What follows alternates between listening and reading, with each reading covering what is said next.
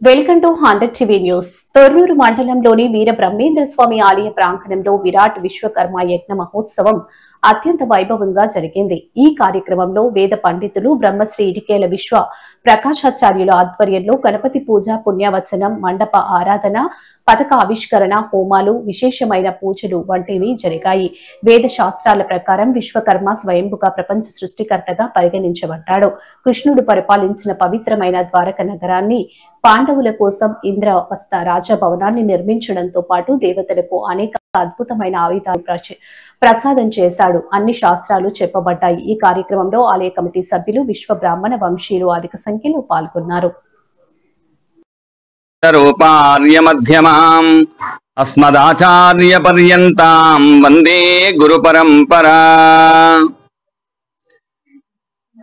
ఈరోజు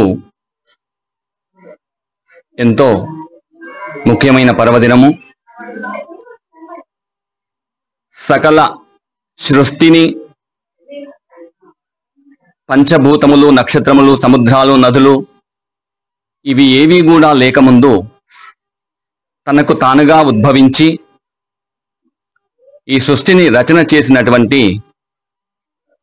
విశ్వకర్మ పరమాత్ముని యొక్క యజ్ఞ మహోత్సవము ఈరోజు కన్యా సంక్రమణము సందర్భంగా తొర్రూరు పట్టణంలో వీరబ్రహ్మేంద్ర స్వామి వారి దేవాలయ ప్రాంగణంలో ఆ యొక్క యజ్ఞ మహోత్సవము. శ్రీకృష్ణ పరమాత్మ శివుడి గురించి తపస్సు చేసి రుద్రమునుడు అనే కుమారుణ్ణి పొందాడు. ఆ విషయం మనందరికీ తెలిసిందే.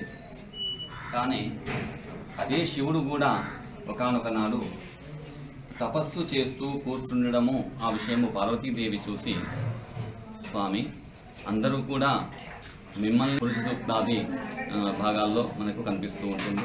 కావున ఈ విధి ప్రకారము విశ్వకర్మని మనకు ఆద్యుడు అని తెలుపకూర్చు ఉన్నాం.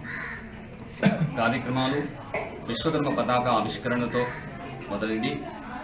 జ్యోతి ప్రజ్వలన, మహాగణాధిపతి పూజ, స్వస్తి పుణ్యాహ వచనము, దీక్షాధారణ, శ్రీ విరాట్ విశ్వకర్మాది సమస్త బ్రహ్మగణ మండల దేవతా ఆవాహనలు, నవగ్రహ ఇత్యాది అష్టదిక్పాలక దేవత ఆవాహనలు.